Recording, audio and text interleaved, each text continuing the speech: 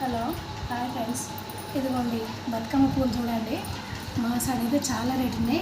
ఇదైతే 20 రూపీస్ అంట ఫ్రెండ్స్. ఇందులో అసలు పూలు ఉన్నాయో చూడండి. ఏం చేయను, తప్పదు కదా, ఇంకా తీసుకున్నాం. ఇవైతే బంతి పూలు అయితే మా సైడ్ అయితే ఫుల్ రేట్ ఉన్నాయి. మీ సైడ్ ఎలా ఉన్నాయో తెలియదు, సిటీలో అయితే ఫుల్ రేట్ ఉన్నాయి. కొనుక్కోలేము అసలు. బతుకమ్మ అంటే భయం వేస్తుంది. అలా ఉన్నాయి ఫ్రెండ్స్ రేట్ అయితే.